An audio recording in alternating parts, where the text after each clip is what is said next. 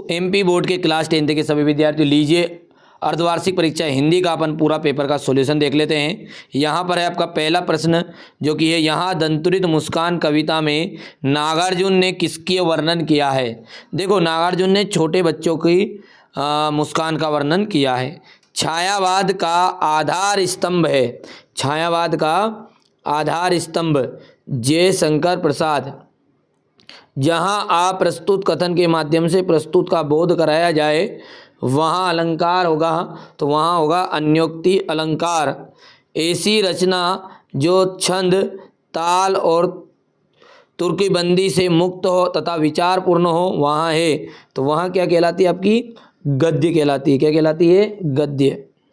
जिस समास का पहला पद विशेषण तथा दूसरा पद विशेष्य हो उसे क्या कहते हैं, तो उसे कहा जाता है आपका कर्मधारय समास।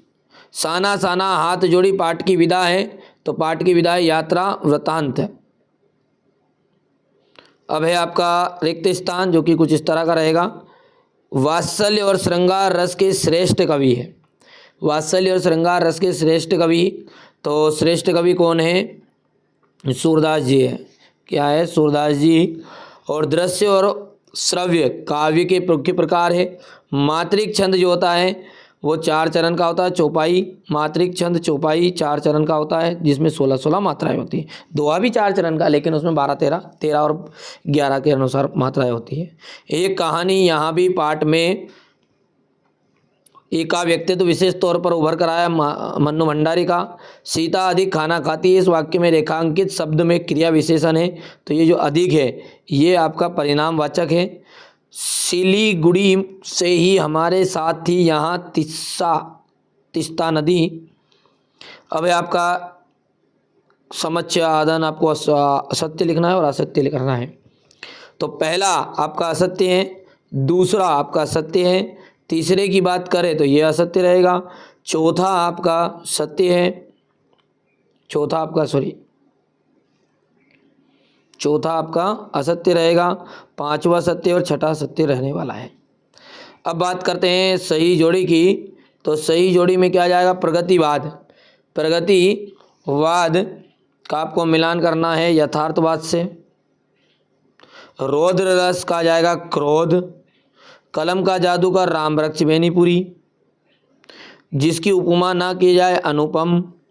अंगूठा दिखाना का जाएगा इंकार करना। और प्लेयर वीर का जाएगा धर्म चक्र। आगे बढ़ते हैं और क्वेश्चन नंबर 5 देखते हैं। तुलसीदास किस काव्य धारा के कवि है। तो तुलसीदास जो है, ठीक है, तुलसीदास जो है सगुन धारा की राम भक्ति शाखा के प्रमुख कवि है। छंद किसे कहते हैं, छंद की परिभाषा आप सबको पता है, वर्ण मात्रा यति गति आदि के, ठीक है, ध्यान में रखकर की गई रचना को अपन कहते हैं छंद। निबंध नी प्लस बंध। आज्ञावाचक वाक्य किसे कहते हैं, तो आज्ञावाचक में आ जाएगा आपका यहाँ पर जिसको वहाँ वाक्य जिसमें आज्ञा दी जाती है वो क्या कहलाता है आज्ञावाचक कहलाता है। भोलानाथ का असली नाम तारकेश्वर नाथ। कटाऊ किस नाम से प्रसिद्ध है, तो कटाऊ के नाम से भारत का स्विट्जरलैंड के नाम से प्रसिद्ध है, भारत का स्विट्जरलैंड। यहाँ से देख सकते हैं रीतिकाल की काव्य की प्रमुख विशेषता है। सूरदास तुलसीदास का काव्य परिचय आपको लिखना था। कवि नागार्जुन के अनुसार फसल क्या है, गोपियों ने योग की शिक्षा, अतिशयोक्ति अलंकार, श्रृंगार रस, महाकाव्य खंड काव्य, विवाह अनुभाव में, राम वृक्ष बेनीपुरी, यशपाल का साहित्य परिचय, बाल गोविंद भगत। ये क्वेश्चन नंबर 17, 18, 19, ये आपका 19 का थवा। क्वेश्चन नंबर 20, 21 का थवा, ये आपका 22 और ये 23। तो चलिए मिलते हैं अगले वीडियो में। अगला वीडियो के लिए आप चैनल को सब्सक्राइब कर ले सकते हैं, नोटिफिकेशन ऑन कर लीजिएगा।